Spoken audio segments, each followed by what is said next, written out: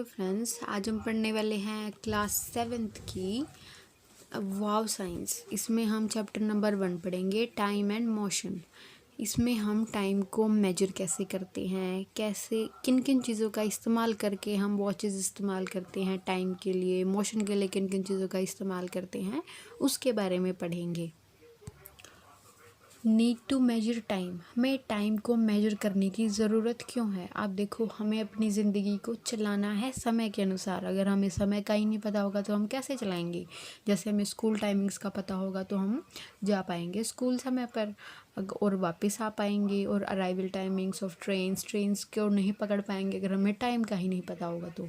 Flights को नहीं पकड़ पाएंगे अगर हमें टाइम का नहीं पता है तो। अब इसको मापा कैसे जाता है? लेकिन आजकल तो हम देख लेते हैं मोबाइल फ़ोन्स में अपने डायल के अंदर कि कितना टाइम हुआ है अपनी वॉचेस के अंदर। लेकिन एंशिएंट टाइम में कैसे पता चलता था? तो एंशिएंट टाइम में सबसे बड़ा एग्जांपल है उसका कि हमें पूरा साल जो है, पूरे साल के अंदर कंप्लीट एक रेवोल्यूशन करती है हमारी पृथ्वी। The time taken by the earth to complete one revolution of the sun is measured as a year. एक साल मापा जाता है जब पृथ्वी जो है पूरा अपना रेवोल्यूशन कंप्लीट कर लेती है, एक रेवोल्यूशन। अब देखो, एंशिएंट टाइम में सबसे पहले होते थे सन डायल्स। सन डायल क्या है? ये वो डायल होता है, ये सुई इसमें जो दिखाई दे रही है ना, ये होती है सुई इसकी। इसमें क्या होता है कि जैसे जैसे सनलाइट आएगी, इसकी परछाई जहाँ जहाँ पड़ेगी उतना ही टाइम हुआ होगा।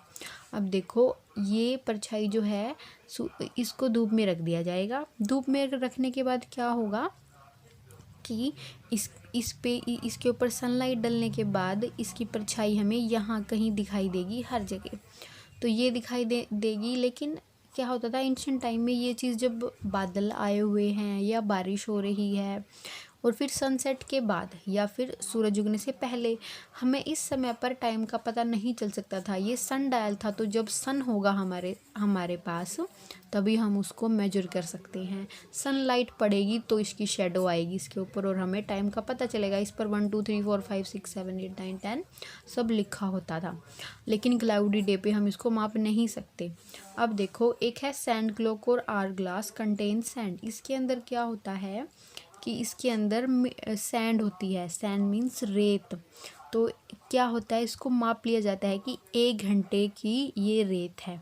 अब इसको सैंड है 1 घंटे, अगर हम इसको पूरी सैंड नीचे आने के बाद उल्टा करके रख दें तो ये पूरा 1 आवर लगेगा इसको वापस खाली होने में, पूरी सैंड को नीचे आने में। ठीक है, तो ये क्या होता है कि सैंड को हम बार बार ऐसे चेंज करते रहते हैं जिससे हमें 1 आवर का पता चलता है। तो ये तो 1 आवर के लिए था। अब देखो, वाटर क्लॉक भी होती थी उस समय पर। Work on the principle of inward and outward regulation of the regulated flow of water. इसमें क्या है कि जैसे जैसे पानी अंदर बाहर फ्लो करेगा हमें पता चलता रहेगा कि कितना टाइम है। The lines are marked on the track the flow water then indicate time. तो इसमें क्या है कि फ़्लो का पता चलता रहेगा कि कितना पानी रह गया और समय कितना है, कि इतने समय में इतना पानी जा सकता है। और अब आज के टाइम में हम मापते हैं modern devices use to measure time, यानी वॉचेस होती हैं, वॉल क्लॉक्स होती हैं और ये डायल्स होते हैं। इनके ज़रिए अब हम माप सकते हैं कि टाइम कितना है। अब देखो, unit of time. Unit of time क्या होता है? सबसे बड़ी चीज़ हम मान सकते हैं कि time taken by the earth to complete one rotation about its axis. पृथ्वी अपने एक्सिस पर एक बार घूमती है तो उसको हम एक दिन बोलते हैं। और पृथ्वी सूरज के चारों तरफ पूरा घूम लेती है, उसको हम 1 साल बोलते हैं। It's a year. ये चीज़ याद रखना है कि एक रोटेशन और एक रेवोल्यूशन में क्या डिफरेंस है।